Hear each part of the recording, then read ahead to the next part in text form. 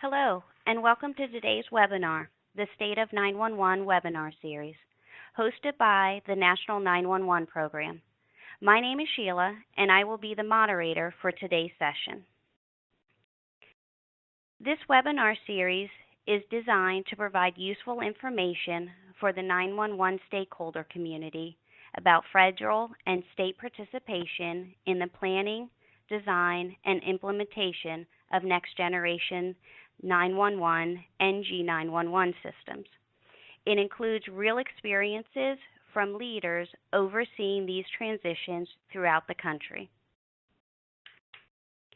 Today's session will feature presenters from the Department of Defense and the Recommended Minimum Training Guidelines Working Group. Mr. Joseph Wessel, Director, C4 Resilience and Mission Assurance, Office of the Secretary of Defense, will share information on our enterprise mass warning and notification systems. And Mr. Jameson Peavyhouse, Director of Weakley County, Tennessee 911 and Emergency Management, and Mr. Ty Wooten, Education Director, National Emergency Number Association, will discuss the recommended minimum training guidelines for 911 telecommuters project. For more information on the future 911 program webinars, or to access archived recordings, or to learn more about the National 911 program, please visit 911.gov. Feedback or questions about the webinars can be sent to National 911 Team at mcp911.com. If you are experiencing difficulty with WebEx application, please call WebEx Technical Assistance at 1-866-229-3239 and select option 1. Please note that all participants' phone lines have been put in a listen-only mode, and this webinar is being recorded. To ask questions of our presenters, feel free to take one of two actions.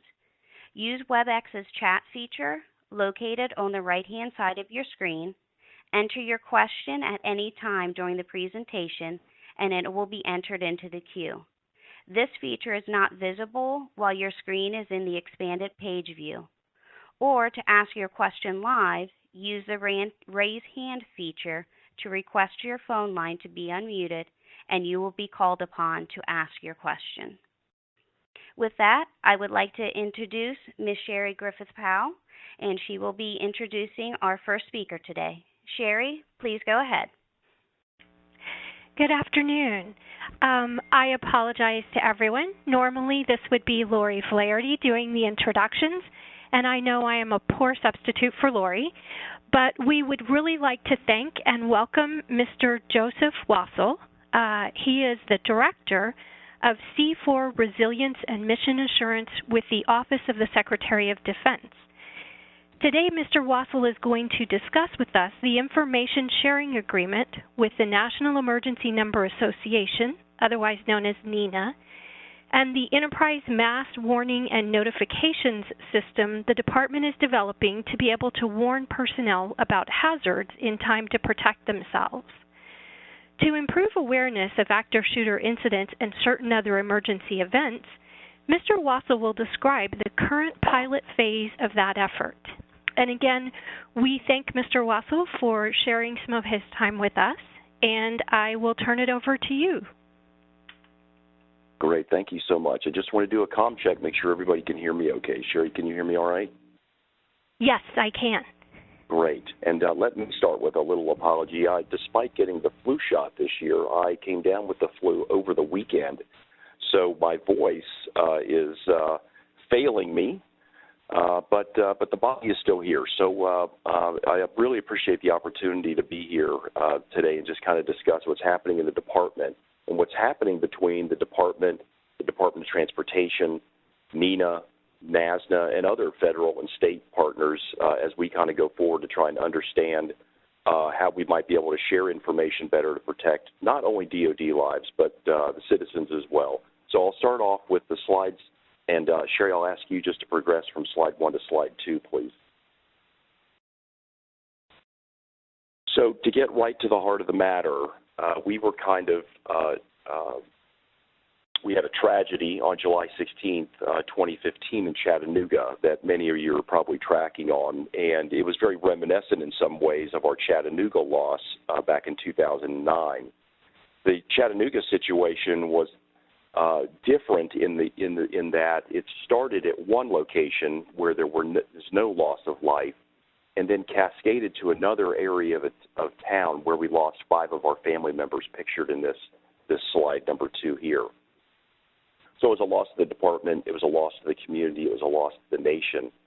And we were kind of united in tragedy about this event. And then very shortly thereafter, we were called to action. We received our orders from the Secretary of Defense to go back and review our efforts after Chattanooga, after Fort Hood, and then to proceed with a new way of thinking about how we protect our family members, our people that we care about in the department that are inside our fence lines, our 4,000 camps, posts, stations, and bases across the department, but also to really also focus on the folks outside our fence lines. And we have learned a lot about ourselves and how large the department is and how vast our the real estate is. We have 17,400 leased facilities outside our traditional installations across the United States. Many of these recruiting centers, ROTC detachments, Army Corps of Engineer locations.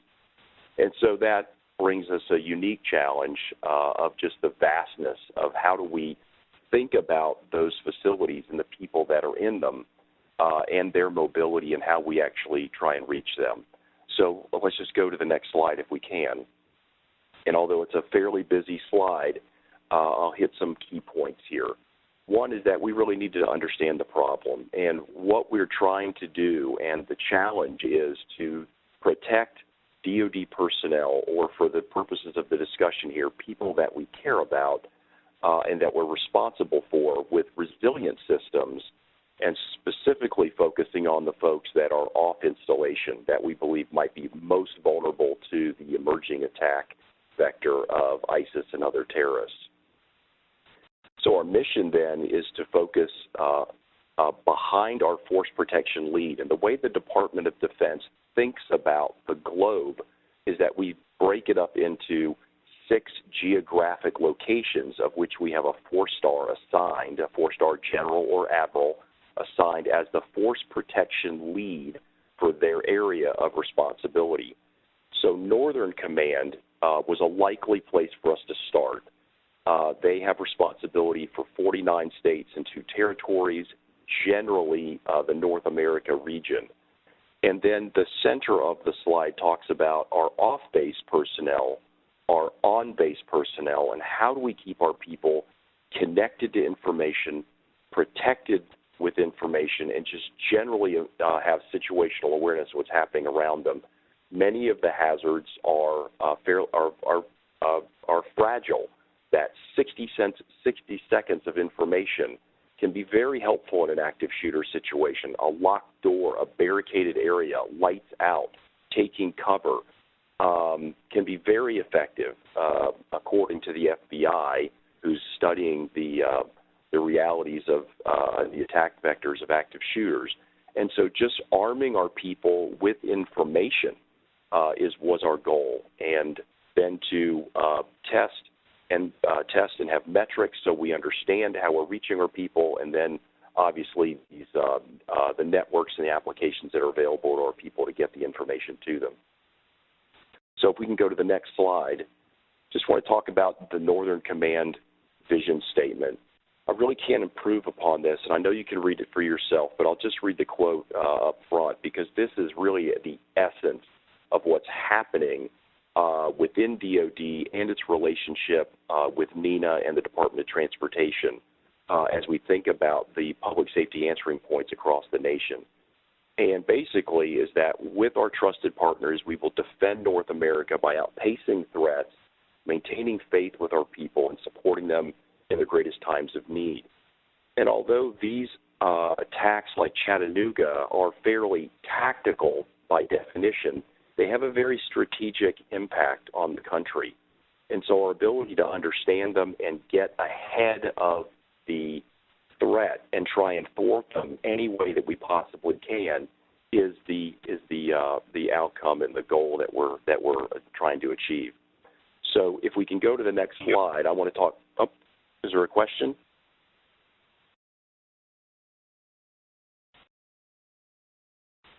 Okay, I'm sorry, I heard something on the line. I'm certainly happy to stop for questions, or I can wait till the end. But we're talking specifically to Chattanooga, and Paris is also listed on this. And I think just kind of reaching back a bit, when we think about Chattanooga, as I said, it was very reminiscent of Fort Hood. But let me step out of DOD just for a second. I mean, we did have the Navy Yard. We have other attacks, but we have Orlando, Paris, Brussels, Tunisia, San Bernardino, Charleston. This is happening at schools, malls, and churches, and it's something that we really need to take seriously. And this is a problem that DOD realizes that DOD has, but that we cannot solve on our own. And I'm not sure there's an entity in the nation that can solve it, so only through partnership, outreach, and information sharing do we think that will be effective to try and get out in front of this threat. So by studying this very closely, and we've had several workshops within the department, of which NENA and NASDA representatives and Department of Transportation, FEMA, FCC, and even the PSAP director for Chattanooga, Jeff Carney, have been invited to these workshops so we can try and understand the problem and come up with creative and innovative ways to solve the problems that we're facing. When we look at slide 5, we see that the Department of Defense and the FBI, the lead investigative element for the Chattanooga tragedy, found out about the events in Chattanooga via traditional news media 1 hour and 30-plus minutes after the event had concluded. So we took that on as a real problem. That's not how we want to find out about what's happening in the nation. Because of the folks we invited, look, from DHS, they said, well, there's also, we found out in the Department of Homeland Security at our National Operations Center via a social media monitoring capability. So we knew 30 minutes after it was over. So we found that very interesting, and we are looking into that in another work area. But after Jeff Carney told us specifically what was happening within the PSAP, on July 16th, the capabilities they had, the information they were receiving, and the actions that they took, it was a very compelling case that we needed to look closer into where the information is and how we might be able to tap into that information without, and I want to stress that, without impacting dispatch capabilities. And so Jeff Carney agreed. Ty Wooten and Chris Carver from NENA agreed, and the Department of Transportation lead, Lori Flaherty, who was mentioned earlier, who is just a wonderful leader in this area, decided to go away, think about the problem, and come back. And generally, and I'm going to stay on this slide just for a moment or two longer, generally it was agreed that PSAPs across the nation were already contacting people. If there was a plane crash, they contacted the plane crash people. If there was a train derailment, they contacted the train derailment people, and pipeline disruptions and these sorts of things. And it was surmised that if there was a situation in the nation that could be defined by the department of interest to the department, that the PSAPs could contact the Department of Defense as well. So we took that on. Pardon me, sorry about the voice. So we took that issue on, and we began to work, and the next slide will kind of show you our overarching plan, if we can go to slide 6. So in 3 levels, the department is thinking about developing a enterprise mass warning and notification capability. And that is to say that after Chattanooga, our services, the Air Force, the Army, the Navy, and the Marine Corps, and others, went out and purchased applications that we could put on cell phones and desktops and other sorts of capabilities to get information out to the people. The fundamental issue that was missing from that solution. The problem with that solution is it didn't talk about early awareness. So we think the number one issue in the department right now is improved DOD awareness about what's happening across the country so that we can send alerts, warnings, and notifications in a timely fashion inside the period of, let's say, an active shooter situation, but not limited to the active shooter situation. The FBI, Department of Justice, and Department of Homeland Security have concluded that our average active shooter situations are happening between 5 to 7 minutes. That's a very tough timeline to try and get inside of.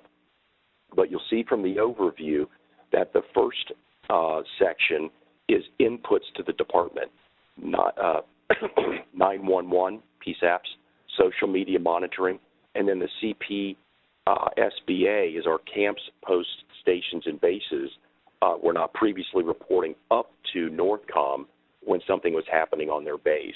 So we've had a little bit of a culture change inside the department. We're thinking about social media monitoring, and specific to this discussion, what can we do to partner with the 6,000 public safety answering points across the nation to understand sooner, to be aware sooner. So the second piece of this is joint alert designator. So NORTHCOM has taken on the initial implementation role to take information from several sources and make a decision, should we indeed send an alert, notify our people, and warn them that something is happening in a geographic circle, if you will, to get information, put a latitude, longitude on it, and be able to send an alert out to those folks to give them some situational awareness that can improve their self-protection and others. And that capability exists, and we are exercising it now. And then ultimately, the last piece, once we're more aware, once we make a decision to alert, you'll see the little red if you've got it colored. If not, just look for critical path. Critical path is to our people off our installations. Then we want to let our senior leaders know. We want to let our installations know. We want to let mission partners know. And that's very critical, depending on who we have on the webinar today, that DOD does not want to have the information and hold on to it. We want to make sure that everybody that needs it, other federal partners, state partners, local partners, anyone that we can think would benefit from having information sooner so that we can protect life, limb, and property, we want to be able to share it. So we're working with the Office of the Director of National Intelligence to think about information sharing possibilities once we actually have actionable information. And that's why the other is on there. So that's the overarching picture, and I will tell you that the fundamental building block to our improved awareness in DOD is this partnership with 911. And I cannot think of a stronger capability when Chattanooga said that within 40 seconds of shots being fired, they were aware. They got 14 calls in 40 seconds. They had 12 people on the watch, 2 supervisors had to jump on, and to their estimation, everything the Department of Defense would have wanted to know to send out an alert, they were aware of in under 2 minutes. So what we are piloting right now with 13 PSAPs across the nation is that after dispatch, in other words, post-dispatch, making DOD aware via, for the first time ever, a 1-800 number at Northern Command, at their NORAD NORTHCOM Command Center. So very, very interesting time. I want to go to the next slide, if we may, slide 7, and just look at how we're thinking about our people, and then ultimately slide 8 is what we'll really focus on just for a few minutes. That's where I can begin to take some questions, I think. So we're looking at where our people are. We have about 3.24 million people in the Department of Defense. The large majority are in the United States. And we also care about family members, contractors, people that are visiting our installations or happen to be inside one of our recruiting stations, and many, many others. So the numbers get quite large. I don't want to estimate right now, but it's certainly We are already in the millions when you think of the department, and it's many more millions when you think about the people that we care about, that we could be responsible for inside our fence line or inside the facility that they may be in. So I just wanted to show you this slide. It's a multimodal way to get to our people, but ultimately, no matter what the technology or where our people are, knowing sooner is what is really key. Information, as soon as we can get it to start informing decision-making is really, really key. And so that gets us to slide 8.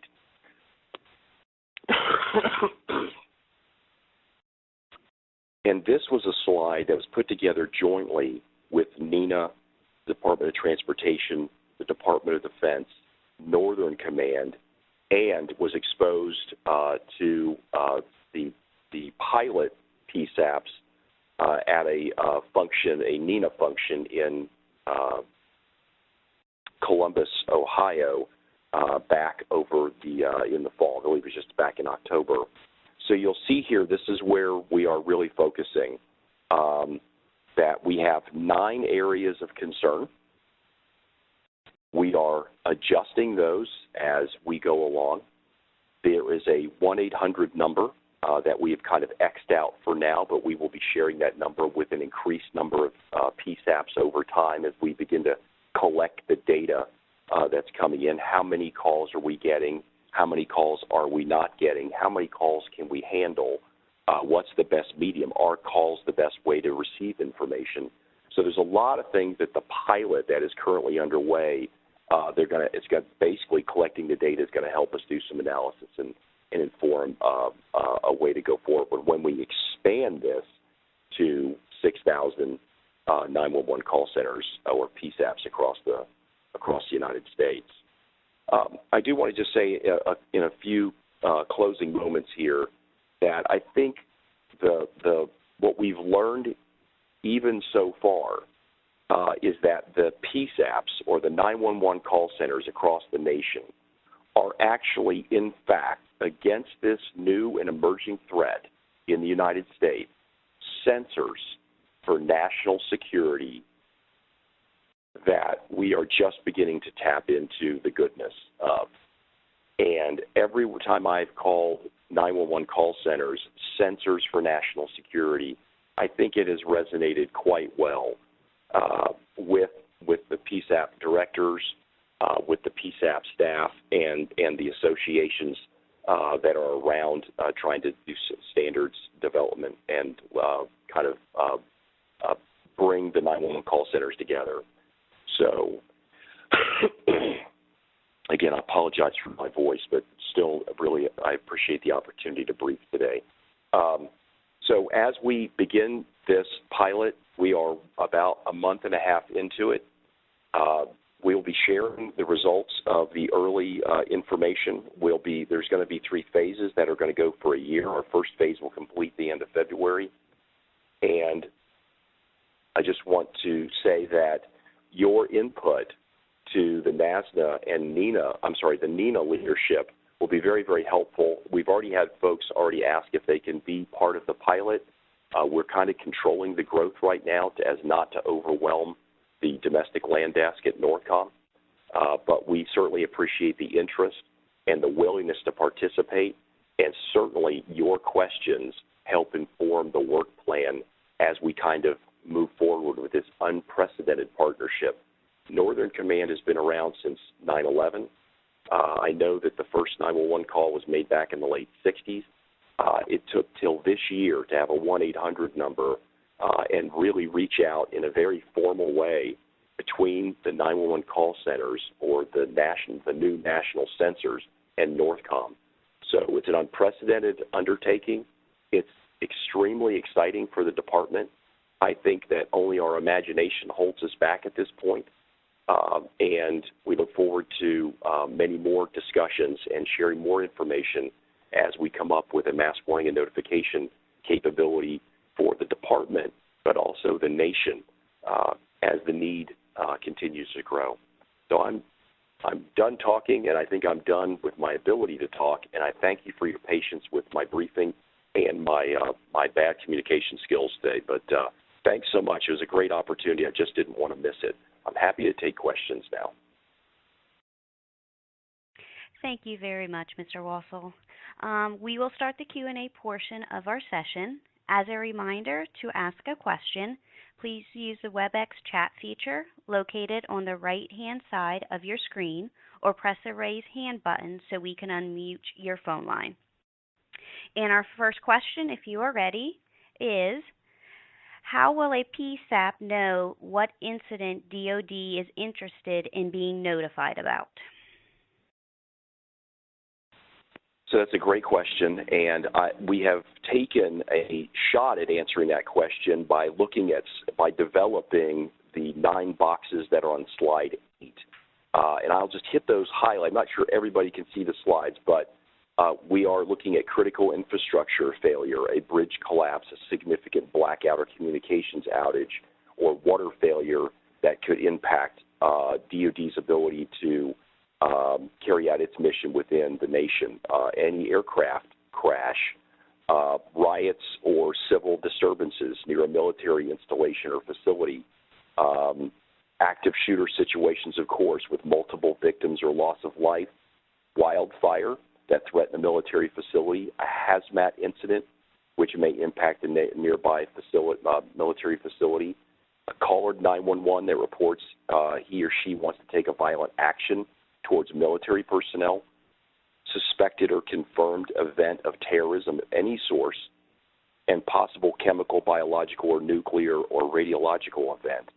So these are fairly high level, and they had to be a starting point, and that's why we're piloting with such a small number of PSAPs, and we will continue to refine that as we go forward. Okay, thank you.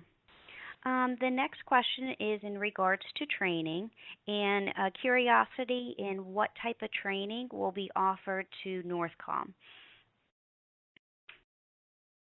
So I will take part of that. And Sherry, I'll ask, I don't know if Ty or Wooten or anyone from NENA is on, but I'll answer the first part and then pause to see if they want to jump in. But I will tell you that we invited Ty Wooten, who I believe is the Director of Training for NENA, and Chris Carver, the Director of Operations for NENA, out to Northcom on several occasions, and they have actually been on the watch floor. We actually brought the top secret watch floor down to an unclassified level. They gained access and sat with the operators. We also have the senior operator that's been working with us on a small sub-working group for the training standards at NORAD Northcom, as they develop their training tactics and procedures to receive the information to inform a decision to jointly alert within the department. I will tell you, even the unprecedented access to Cheyenne Mountain that has unique responsibility to the NORAD Northcom watch floor. So our doors are open. We are trying to develop training standards, and we are doing it side by side with the watch standards on the NORAD Northcom watch floor and the NENA leadership in this area. I'll pause to see if any of them, or Chris or Ty, are on, if they want to add anything to that. Thanks, Joe. This is Ty, and I can say that I went out in the end of October and provided some training for the watch standards to get some just basic information about a little bit about who 911 is and kind of what to expect when 911 personnel would call them, and the protocols we helped. NENA helped develop the protocols that NORAD Northcom is using to intake the information, and we set these protocols up very similarly to what 911 centers use and how they ask the call or ask the questions in the proper order, and to get to the information that is critically important first, and then go from there. So we have continued to work with them to provide them training as we develop this program and keep it moving forward. We're constantly reevaluating and updating what information they need to be aware of and how we can best assist them. So it's really a collaborative effort, and it's been an incredible honor to be able to work with them, some great people who are out there on the watch floor with years and years of experience, and they're excited about the opportunity because it's something new and different for them, and they can't get enough about what we're trying to help them with. So it's a good thing. Okay, thank you, Ty. Our next question is, will a single notification to NORTHCOM accomplish notification of both active duty and reserve National Guard personnel, or all DOD facilities within a geographic area?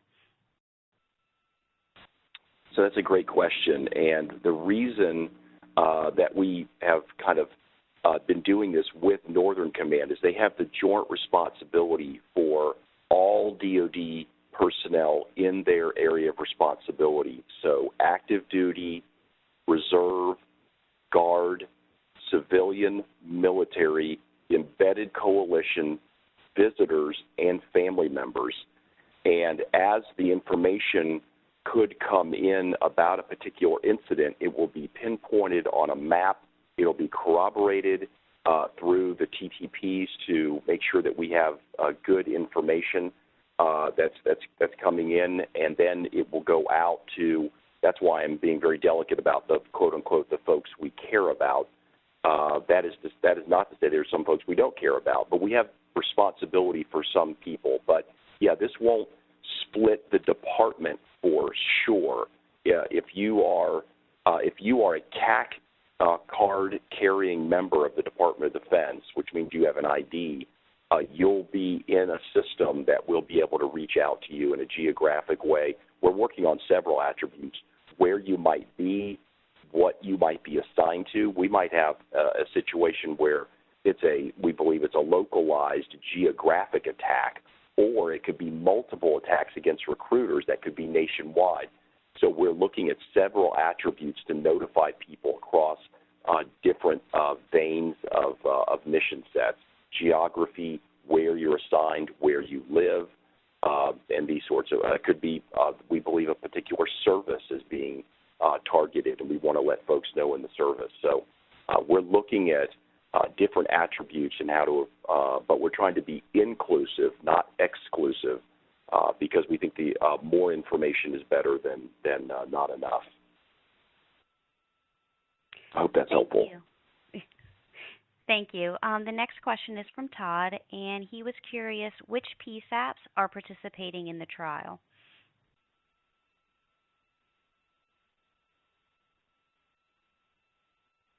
Ty, I don't know that I have that list right in front of me. I'm not sure you have either. If you do, you might be able to take a better stab at that, or it's something we could provide to the group after.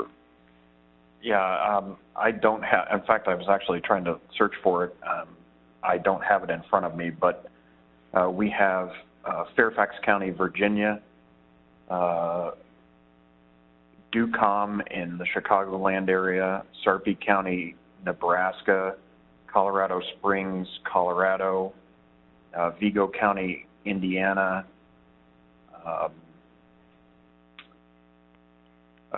a county in California that I cannot remember right now, but we'll provide that and for you to provide to the group. Yes, we can get that out when we post the slide. We can provide that information as well. It's a great question. I'm sorry. I perhaps will begin to include that in my slide deck. I'm sorry I didn't have that. That's okay. Thank you. Next question is from Michael. Can DOD contract PSAPs if there is a threat that could impact PSAPs, or will that fall under DHS's functions? Boy, these are terrific questions. I absolutely would like to think that if DOD had information that we would share it immediately through the appropriate channels. I'm not certain right now, and again, I'm so glad you're here. it's something we ought to think about, information going in both directions, whether we can contact directly based on our Title 10 or Title 32 or, what different title responsibilities. But we certainly would not want to hesitate for a moment if we thought there was a threat and that we'd want to share it, whether we'd share it directly or through. What we'd want to do is measure how fast, regardless what the chain of information sharing would be. We'd want to make sure it's as fast as possible given the roles and responsibilities of the federal agency. Yeah, this is Ty, and it's funny that that question came up because I've been thinking about that over the last couple of weeks, and it is something that we're going to be expanding and investigating further. Okay, thank you, gentlemen. We do have several other questions posted. However, in order to allow time for the next presentation, we'll record these questions and be sure to provide answers after we are completed with the webinar. And thank you, Mr. Russell, for presenting today. I do hope you feel better soon.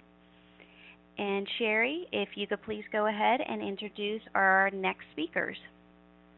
Yes, certainly.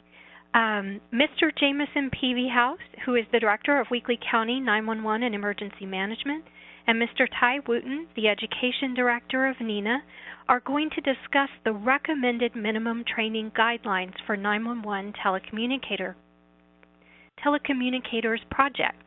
That's a really long title, guys. You could have worked on a little shorter one, which is a 911 community-wide effort to identify nationally recognized, universally accepted recommended minimum training topics. The recommended guidelines were developed jointly by members of a working group composed of public safety practitioners, industry training professionals, and appointed representatives of 911 professional organizations. So we want to thank Mr. Peavyhouse and Mr. Wooten for being here with us today, and I'll turn it over to both of you guys. Well, good morning. This morning I want to quickly discuss some strategies for implementation of the recommended minimum training guidelines for the 911 telecommunicator. And Sheila, if you can go to the next slide, please. The recommended minimum training guidelines working group has prepared a number of tools to encourage the implementation of these guidelines. The tools are designed to make it easy for any state agency, state chapters of APCO or NENA, interested parties or other groups to move towards the adoption of the guidelines in their state, region, or even their individual PSAP. Those include, you can see on the screen, a case study matrix, model legislation, legal issues and challenges, and a one-pager for legislators, links to other state statutes, and a generic PowerPoint presentation. And we're quickly going to review each of these. Next, please. The first one up is the case study matrix. Next. The first tool is available to state or agencies wanting to pursue standards either by regulation, a standard, or a statute is a case study matrix. 6 states that have already undergone this effort were interviewed by the working group, and their experiences and advice have been captured in a case study matrix. Those states included in the matrix will be Florida, Indiana, Texas, Tennessee, Idaho, and Kansas. Next, please. 10 questions were posed to each of those states to gather information about their effort, the challenges they faced, and what helped them ensure success. And lastly, what advice they might offer other APCO or NENA chapters, regional entities, and individual PSAPs who wanted to pursue minimum requirements based upon the guidelines. Next. The resources the working group consulted have graciously agreed to act as contacts for anyone across the country who may have additional questions that want to talk to someone directly. They will be listed at the very end of the matrix, and you can see those on the screen as well. Next. We'll talk about the model statute for implementation. Go ahead, Sheila. Thank you. The toolkit on the website also includes a model statute for recommended minimum training guidelines, so you don't have to begin from scratch. There's no reason to reinvent the wheel. The model statute has been a collaborative effort of the working group and provides guidance on what to include, how to state your objectives, commonly used definitions, and suggested rationale for minimum guidelines. The document is in Microsoft Word format, and we encourage you to download that and use it and adapt that for your own use. Next. The final part of the advocacy toolkit for legislation is a one-pager for the legislators themselves or their aides. It explains in a single sheet the benefits and necessity of adopting minimum training guidelines. The tool is also a Microsoft Word format, and we can modify that to fit the needs and the desired message of your local community or state. Next. Included in the presentation, this one, it'll be on the website as well, are links to current state legislation regarding minimum training in telecommunicators. The maps above in the PowerPoint are clickable, and you'll be able to forward those directly to the state's legislation. And those states are Pennsylvania, North Dakota, Florida, wonderful state of Tennessee. Next, please. Texas has two different ones because everything's bigger in Texas, and Kansas and New Jersey. Next. And lastly, I'm going to hand it off to Ty Wooten, the Education Director of NENA, to talk about some legal action case studies for training. Ty?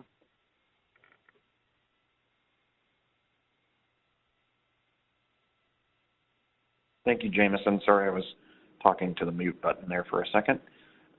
We'll go to the next slide. I think it's important for us to understand having minimum training and having training for our telecommunicators is absolutely the right thing to do. And in this packet, we've also provided you with some common themes for litigation in regards to 911 and failures in 911 because of the lack of training, where people have brought lawsuits against 911 centers for failure to train or meeting a specific standard of care. And we're not going to go through each of these cases, but in this document that is also provided with this webinar and on our website, it provides you with a synopsis of those training or those cases regarding training failures, and gives you some additional talking points that you can utilize to make the conversation, make the argument for minimum training when you're going to your legislators or your regional entities that may be in charge of providing minimum training guidelines or requirements in your state. If you go to the next slide. We have also taken, what we can learn from our early adopters, those people who at some point maybe have been on the bleeding edge of this versus some of you who may be on the leading edge, which continues to be what we're striving for. We implemented and published this minimum training guidelines, that very long and lengthy title, as Sherry described earlier, just in June. We pushed it out at our annual conference, the NENA annual conference in Indianapolis.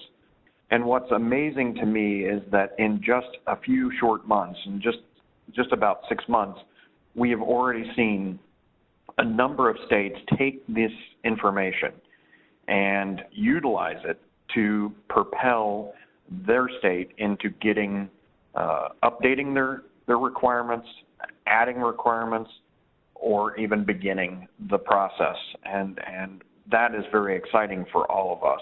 Can we go to the next slide? So these early adopters, and we've, this information obviously will be with the webinar, but Commonwealth of Pennsylvania has PEMA has oversight, and they have been working to get local PSAPs to review their own training requirements and guidelines, and we'll be adopting some minimum training guidelines for telecommunicators based on the recommended training guidelines. Another great example was a region, an area within the state of Minnesota in and around Minneapolis that they came together and said, we have the largest 10 PSAPs in the state of Minnesota, and we want to review this, and we want to make sure that our training materials that each individual PSAP is implementing meets this minimum training guideline. And, that type of thought leadership and just saying, does this apply? Are we on track? Even to agencies who may have had a minimum training program for a number of years, just giving that opportunity to check what you have been doing versus what was recommended in this minimum training guideline, it gives everybody a great opportunity to just make sure that we're all on the same page, we're all level setting and moving forward towards getting the best trained telecommunicators that the United States has ever seen. And what's also exciting, if we move on to the next slide, is that people in Canada are also looking to this model training guidelines to see if there are ways to implement it in Canada as well. And so, it's the work that has gone on over the last 3 years to get to this point where we have these early adopters, whether it's states, regions, or in the District of Columbia, to do their, reevaluation and or bringing themselves up to having minimum training guidelines. It's satisfying to all of us that have been working on this for so long to see the fruits of our labor in just a short amount of time. Tennessee is working towards a number of training initiatives, and it's really providing them with the ability to review their minimum training, see if there's any gaps, and see where they fit in regards to the minimum training guidelines. And then the District of Columbia has really the program there. They've completely revamped their entire program to kind of reevaluate, stop, take stock, and again, to see where those gaps were, see where the basic information that everybody universally agreed upon, and see how they can make improvements. Next slide.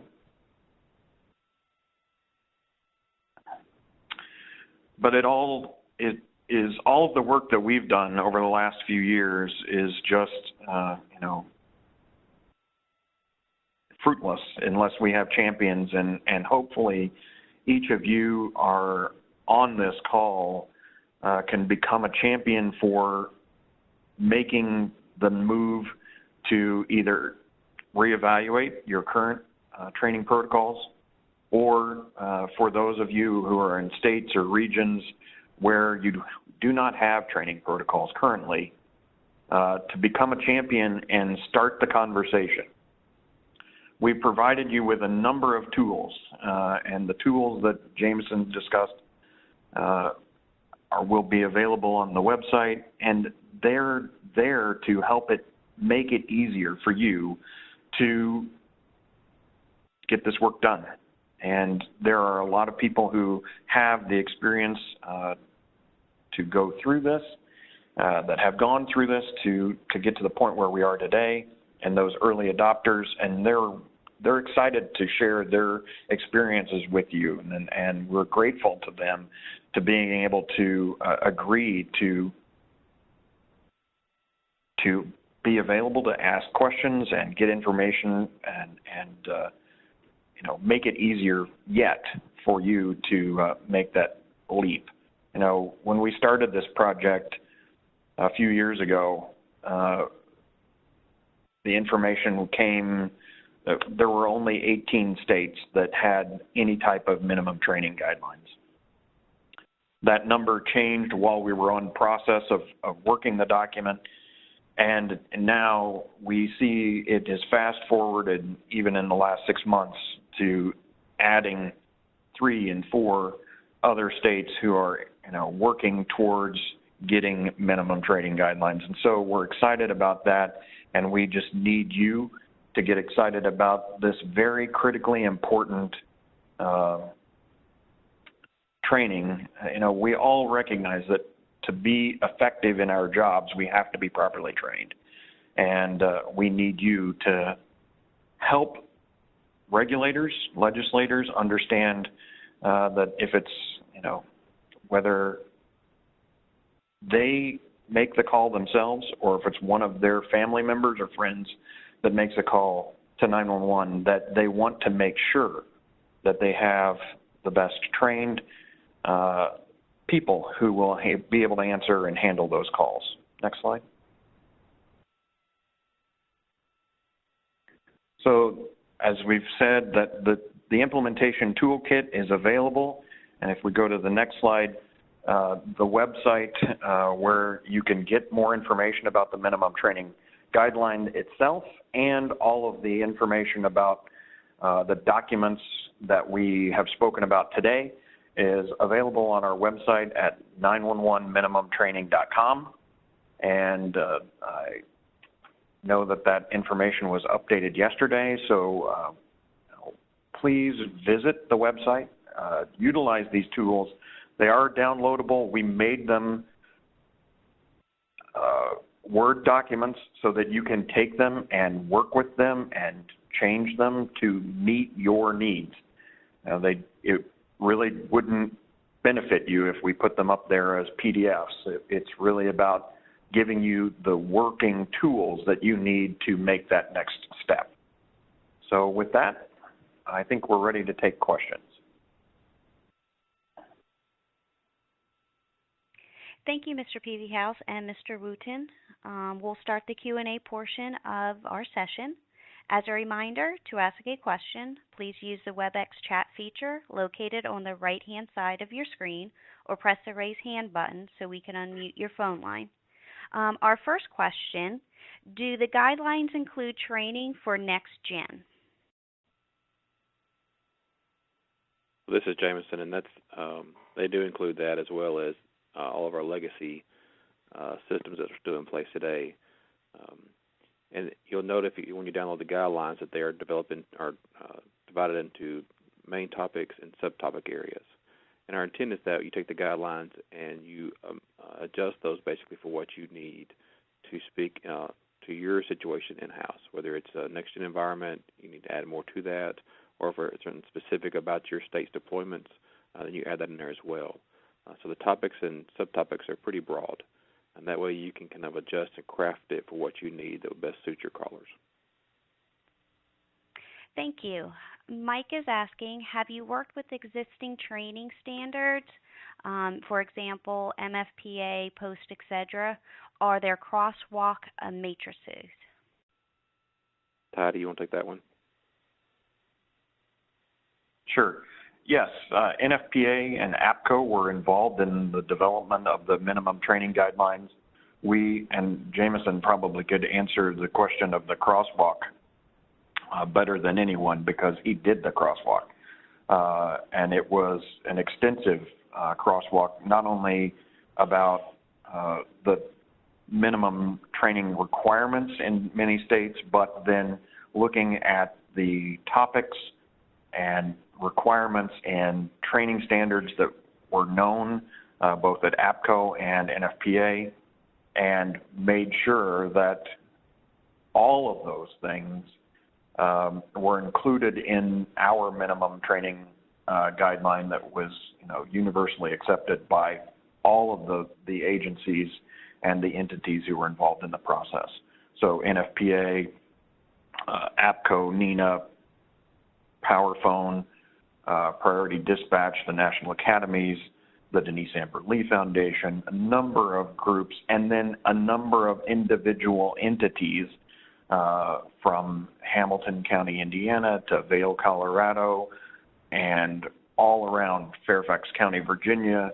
So differing size of agencies were also involved in the development of the program and the guideline, which helps to ensure, that we're not just concentrating on the very large 911 centers, and also making it a balance so that it can definitely be implemented and utilized in a small 911 center like Vail, Colorado, or Weakley County, Tennessee, where it may be just 1 or 2 or 3 people on at a time. So that work, it took a long time, and it was 3 years' work, but yes, that information has all been integrated. Long answer to a short question. I'm sorry. Thank you. George is asking, can the crosswalks be made available? I don't think it's a problem. It's a very long Excel document, but I think we could probably do that. And if George will just send me an email requesting that after the webinar here, I'll get that to him. Okay, thank you. The next question is from Mike. Could this training lead to a regional or national certification for the individual or agency?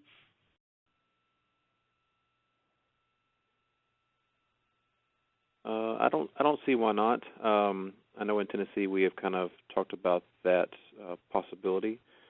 I think first what we would do is establish a legislative intent on the guidelines and have it pass the legislature.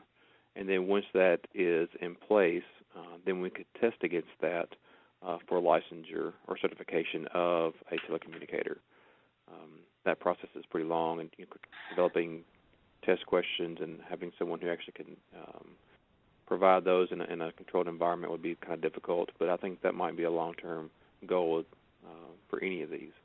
But again, the original intent is to make sure that we all have a common floor for training across the United States, no matter the size of PSAP or the location of PSAP or the geographic differences, to have that minimum training guideline all across the U.S. And do you have any tips to help small agencies to implement the standards? I come from a small PSAP, and we seat 3 at one of our PSAPs and 2 at the other, and both of those have used the guidelines to walk through their current training programs, and there are some things in it that we have to adjust that we don't cover a lot, but I think that small agencies can do that. And I think if you look even at the District of Columbia, and I know they're a very large agency, but the things they highlighted about participants are better prepared, they're more completely educated on all aspects of job completion. And their tenured employees are asking the training manager to be allowed to go back through some of the elements of the initial training program because of the results they are seeing. And that's huge, because no matter the size of your PSAP, the training level for each of those individuals should be the same. And I know it's going to take some guidance maybe and some champions, like Ty said, to step out front and say, hey, this is the right thing to do for our callers and our responders. And I think that we have proof in the pudding, basically, from small, medium, and large-sized PSAPs who are already doing this level of training. And I'm sure you can reach out to those, and they're in the matrix as well, to see how they are doing that and implementing that. Thank you. Warren is asking, why would we not use something like APCO's Public Safety Telecommunicator Certificate as a base for a nationwide certification? It's your turn, Ty. This is Ty, and I think that there's nothing wrong with using that, and the idea of one of the reasons that we did this is so that we could create a floor and say that this document is the absolute minimum that is required. And whether it's APCO's 40-hour basic telecommunicator, or if it's the priority dispatch ETC, or PowerPhone, I believe, is just announced that they're doing a minimum training, a 40-hour course. No matter what it is or who delivers it, that material meets this minimum guideline, and that's the key. There were some states that had adopted APCO standards, other states adopt NFPA standards, and what we were trying to do was to make sure that that there was a floor, that all of the training that providers may be pushing out met that minimum floor. And it was universally accepted, and it would work whether you were no matter what vendor you used. And I think that's what we were trying to accomplish with this. Thank you, Mr. Rossell, Mr. Peavyhouse, and Mr. Wooten. All of the questions from today have been recorded, and the questions we were unable to get to, we will obtain the answers to those questions, and the Q&As will be posted with the presentation. With that, Sherry, do you have any closing remarks? No, I just want to reiterate thank you so much to Joe, Ty, and Jameson. I think you guys did a great job, and we had some really great questions. We appreciate everyone's participation today. An archived version of today's webinar will be available on 911.gov soon. A complete listing of the 2017 webinar date is provided with this PowerPoint, along with the link to register.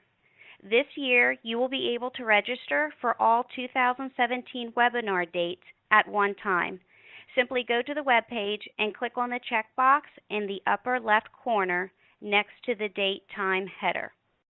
Then click on the register button at the bottom left of the page.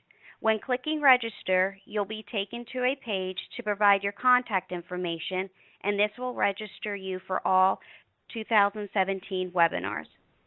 This concludes today's webinar. The next webinar is scheduled for Tuesday, February 14th at 12 noon Eastern Time. We hope you will be able to join us. Thank you and have a good day.